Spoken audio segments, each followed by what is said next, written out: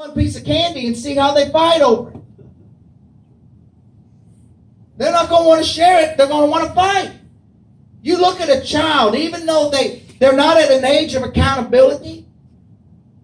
It's not believed that all these children, I do believe God takes them into His care. I don't want nobody to be confused, because I don't believe that they're at an age of accountability. But the nature to do wrong and right is already within them from the moment that they're born. From the moment that they're conceived. David said, in my mother's womb, he said, I was shapen in iniquity, even in my mother's womb. Already was in him to do it. But David also wrote Psalms after he had Uriah murdered, and took Uriah's wife and committed adultery in Bathsheba. He lusted after her. David, a man after God's own heart. And I believe that if this had not happened, people probably would have worshipped David as though he was Lord, because he was so close to God. And people use that as an excuse sometimes. Well, David did it, and God forgave him. Man, try to put yourself in David's shoes. Be careful. That was a mighty man of God. David wrote these words after he done this.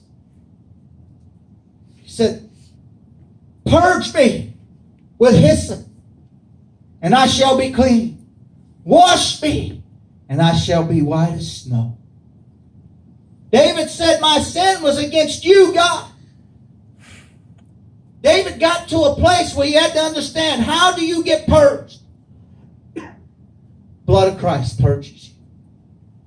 Because see, the blood of Jesus will take the sin out of you, but it'll also take you out of the sin. The blood of Christ is the only way that's going to purge out the leaven. The only way that it's going to remove that sin. Because man can't do it. It's going to take the blood of Christ. It's going to take Jesus. David said, create in me clean hands. He said, in a pure heart. He said, renew a right spirit within me. He had to be purged. And the blood hadn't even been given.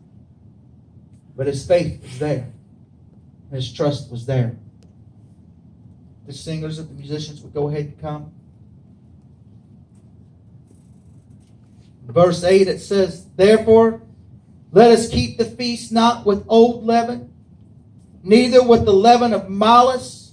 And word, if you were here, if you wasn't here on Tuesday, I'm going to tell you what this means. It says, malice is an intent to do evil.